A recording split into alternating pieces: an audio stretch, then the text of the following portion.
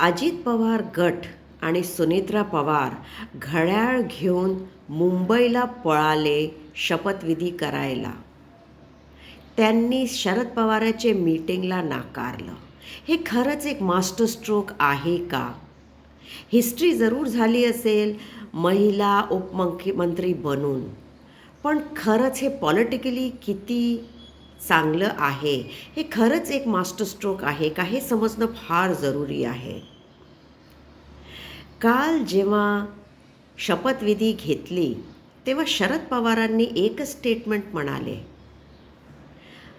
आमची फॅमिली ह्याला बहिष्कार करते. म्हणजे आता पुढे जाऊन विलिनीकरणचा जो गेम प्लॅन होता तो सगळा विस्कटला. अजित पवार विलिनीकरण का चाहत होते? त्यांच्या लक्षात आलं होतं की जो एरिया महाराष्ट्राचा financial control, industries, cooperatives, sugar कारखानदार, हे सगळे जे आहेत ते आहेत अहमदनगर, पुणे, सांगली, सातारा. ह्याच्यावरती कंट्रोल आजही शरदचंद्र पवारांचा आहे. फक्त रायगड, बीड, येवला इथेच कंट्रोल आहे घड्याळाचं. हे फार काय सुपीक प्रदेश नाही आहे. नाही, हे एक इंडस्ट्रीयल हब आहे. रायगडमध्ये तर सगळ्यात मोठी कॅज्युअल्टी आता सुनील तटकरेचीच होईल.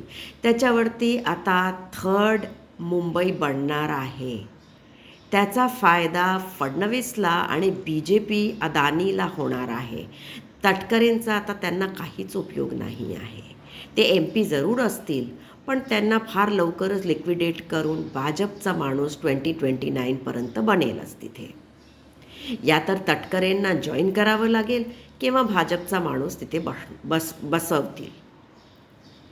प्रश्न हा आहे की कंट्रोल जो पाहिजे होता, जे सगळ्यात रिच एरियाचा, तो अजूनही शरदचंद्र पवारांच्या हातात आहे. आणि अजित पवार त्याचा कंट्रोल थोडाफार चाहत होते विलिनीकरण करून जिल्हा परिषद पोल्समध्ये एक होऊन लढायला. पण आता तो मास्टर स्ट्रोक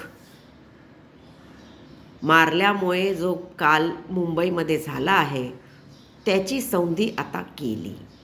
आता शरद पवारांना कळलं आहे की मला काय नाही द्यायचं आहे ते. म्हणून ह्याचा फायदा काय खरंच पुढे जाऊन सुनेत्रा पवारांना होईल का?